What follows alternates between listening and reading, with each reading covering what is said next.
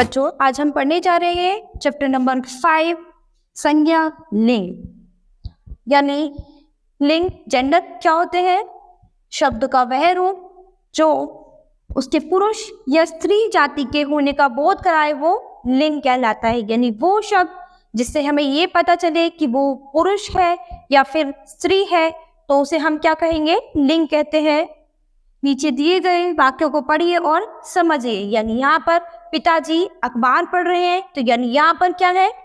किसी पुरुष की बात हो रही है। तो यहाँ पर माताजी खाना बना रही है तो यहाँ पर किसी स्त्री की बात हो रही है। इसके बाद घोड़ा घास खा रहा है तो यानी घोड़ा क्या है? पुरुष है।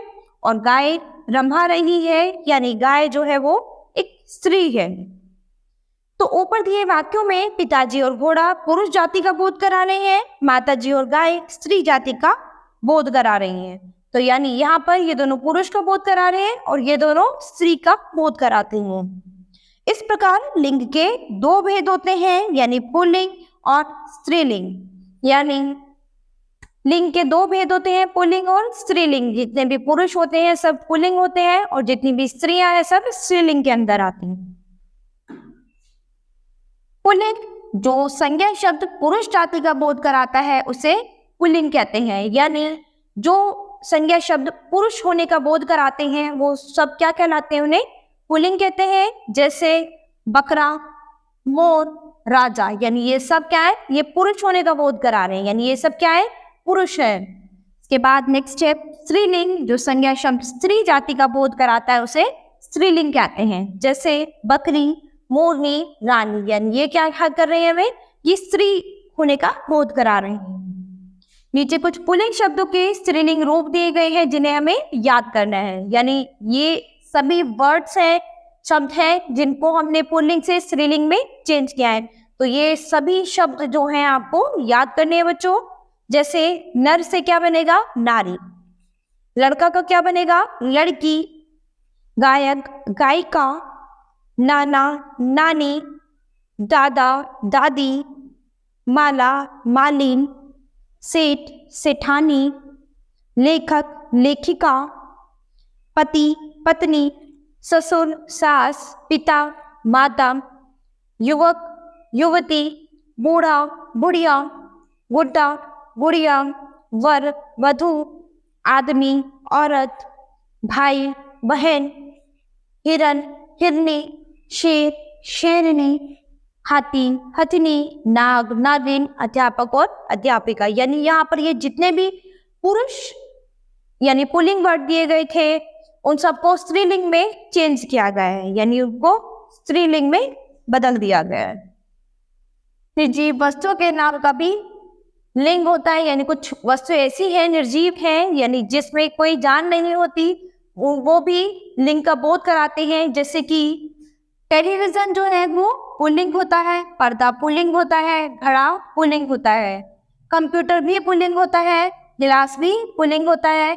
नेक्स्ट घड़ी जो होती है वो स्त्रीलिंग होती है, पुस्तक स्त्रीलिंग होती है, साड़ी स्त्रीलिंग होती है और कमीज भी स्त्रीलिंग होती है। तो कुछ ऐसी वस्तुएं हैं, ये निर्जीव वस्तुएं हैं, ये भी हमें पुरुष यानी लिंग का बोध कराती हैं कि पुल्लिंग है या स्त्रीलिंग है।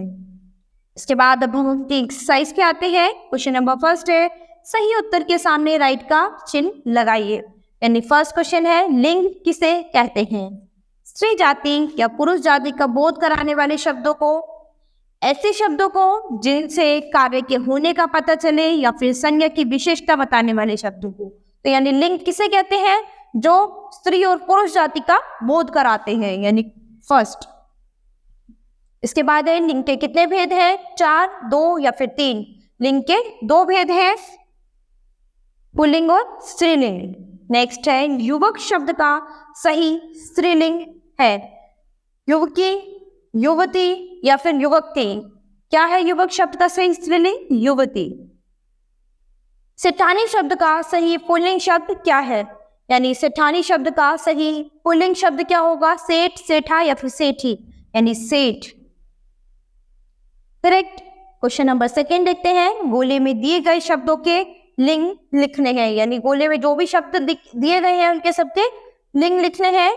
मोर पुल्लिंग है, गाय स्त्रीलिंग है, सास स्त्रीलिंग है, हंस पुल्लिंग है, युवक पुल्लिंग है और वधु स्त्रीलिंग है। ठीक है, क्वेश्चन नंबर 3 देखते हैं। रेखा खींचकर जोड़े मिलाइए, यानी यहाँ पर आप इन्हें जोड़ों से मिलान करना है। जैसे भाई है तो भाई के साथ क्या मिलान होगा, बहन। ठीक है, इसके बाद दादा है तो दादा के साथ हम दादा का स्त्रीलिंग क्या बनाएंगे, दादी। ऊंट का स्त्रीलिंग क्या होगा, ऊंटनी। गाय का स्त्रीलिंग क्या होगा, गायिका। हिरण का स्त्रीलिंग हिरनी। नाग का स्त्रीलिंग नागिन। करेक्ट। तो नेक्स्ट देखते हैं क्वेश्चन नंबर 4। नीचे लिखे शब्दों के लिंग बदलिए, यानी नीचे जितने भी शब्द दिए गए हैं इनके लिंग बदलने हैं। यानी पिता माता, मोरनी मोर,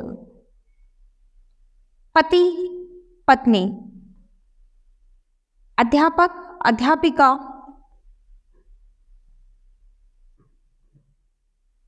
बूढ़ा बुढ़िया, नागिन नाग, छात्रा छात्र, हाथी हथनी, बहन भाई, नायक नायिका। तो यहाँ जो पुल्लिंग में थे उनको स्त्रीलिंग में बदला है और जो स्त्रीलिंग में थे उनको पुल्लिंग में बदला गया है। क्वेश्चन नंबर 5 देखिए। कोष्टक में दिए गए उचित शब्दों द्वारा रिक्त स्थान को भरना है, यानी ये जो हमें ब्रैकेट में कुछ शब्द दिए गए हैं इनको हमें यहाँ पर भरना है। कपिल अच्छा लड़का है कि लड़की, कपिल क्या है, एक लड़का है, तो यानी कपिल अच्छा लड़का है। नेक्स्ट है निकिता पाठशाला जा रही है कि रहा है, निकिता लड़की है तो दैट मीन्स रही है। नेक्स्ट है कपड़े धो रही है कौन, सॉरी कपड़े धो रहा है तो धोबी, कौन धो रहा है, धोबी। नेक्स्ट है मेरी डैश डॉक्टर है, तो यानी मेरी, यानी यहाँ पर क्या है, स्त्रीलिंग होने का पता चल रहा है, यानी मेरी बहन, मेरी बहन डॉक्टर है। दादाजी कहानी सुना रहे हैं, यानी दादाजी बड़े हैं इसलिए रही नहीं आएगा, और मेल है तो यानी दादाजी कहानी सुना रहे हैं। क्लियर।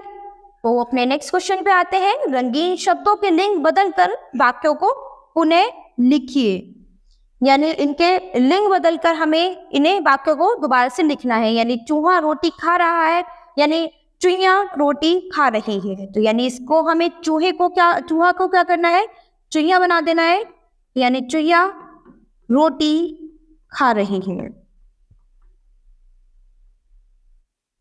ठीक है। नेक्स्ट है धोबी कपड़े धो रहा है, तो उसका क्या बन जाएगा, धोबिन कपड़े धो रही है। अध्यापक पढ़ा रहे हैं, यानी अध्यापिका पढ़ा रही है। नेक्स्ट है घोड़ी घास खाती है, यानी घोड़ा घास खाता है, यानी इनके हमें लिंग चेंज करने हैं। ठीक है।